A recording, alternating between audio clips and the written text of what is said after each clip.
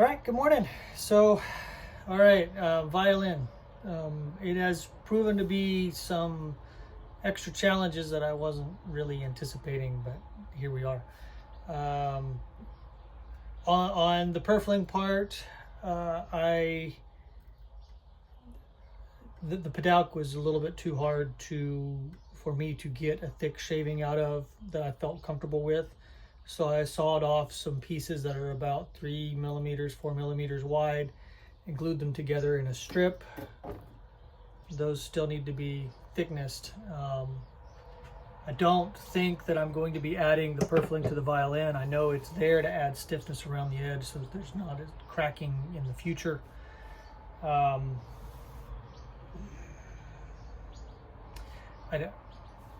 This is my first one. So what we're going to do is we're going to call this a fiddle. It's going to be a folky kind of thing. The shape of the violin has posed to give me a few extra challenges that I wasn't anticipating. The first of which is that with this particular design, there's more flex of the sides, and it has a tendency to want to lose its curvature. So the waist tries to get bigger, the ends try to elongate, and so it becomes an issue trying to keep that shape moving forward that you don't have with a normal shape of the violin. So what I did was, after I got it off of the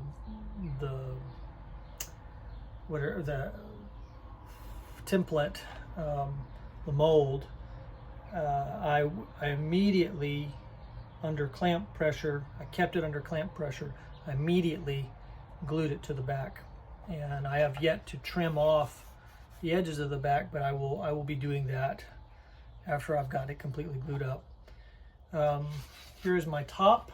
I have worked out F-holes, and I did that by gluing a piece of paper with the F-hole template on it to the front of the top, and then and I'm going to kind of turn my thing.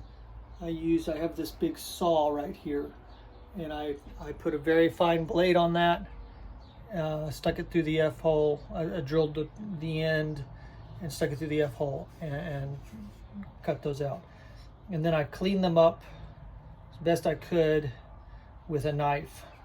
They are not the best. They are not completely even. They're a little bit off.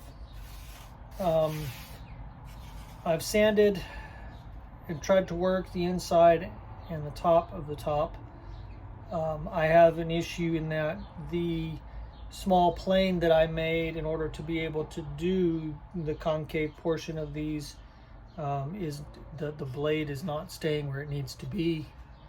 So if I'm going to do this again in the future, I will have to invest in a little bit better plane for this. So my top is a little thick, my back is a little thick. I have made a bass bar. It is about 6 millimeters, and it's a little bit narrow on the top. I think. I don't know for sure. I could probably take some more off of it. I may not get a whole lot of sound out of this violin. We'll see. Today I am waiting on my glue to heat up. I'm going to go ahead and glue the top to the body of the violin. And I've already glued it once and then realized that I forgot to put the bass bar on there and had to take it off, so I will re-glue it.